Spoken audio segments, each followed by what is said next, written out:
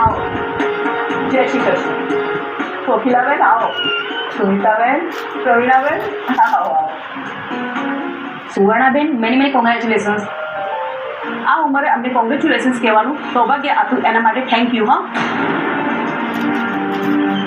મીતુ, બધા માટે ચા નાસ્તો લઈ આવો. આગળ પ્રવીણા, લોકોને આ ઉંમરમાં જબરી જબરી ઈચ્છા થાય છે નહીં?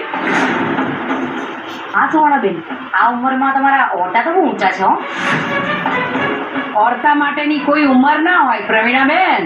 વાહ, એક બેને બીજી બેનનો પક્ષ લીધો. આંટી, હું તમને રિક્વેસ્ટ કરું છું, તમે મમ્મી સાથે આવી રીતે વાત ના કરશો પ્લીઝ.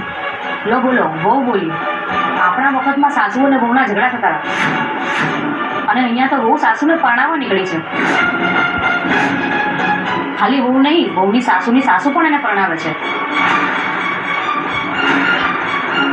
આ બધામાં દીકુ બહુ નસીબદાર છે હો. પોતાની દાદીનું લગ્ન જોવાનું અવસર મળ્યું. મમ્મીના લગ્ન દીકુની દાદીએ કરાવ્યા, દીકુની દાદીના લગ્ન દીકુની મમ્મીએ કરાવ્યા.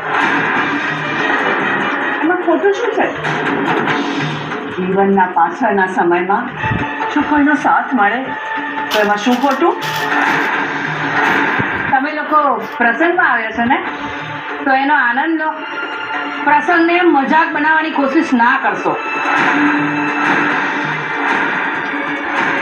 મજાક તો તમે કરી રહ્યા છો. આ ઉંમરમાં આ બધું શોભે છે? અને મમ્મી એમના સુખ દુઃખની વાતો કોની સાથે કરશે એને વિચારવાનું. અમારે સુખ દુઃખની વાતો કોની સાથે કરશે એ વિચાર આવ્યો, પણ સમાજ શું વાતો કરશે એ વિચાર ના આવ્યો. તમે લોકો સમાજમાં એક ખોટી છાપ ઊભી કરી રહ્યા છો. ચાલો ચાલો, દાદીના લગ્ન જોવા કાલ આખું ગામ ઉમળશે.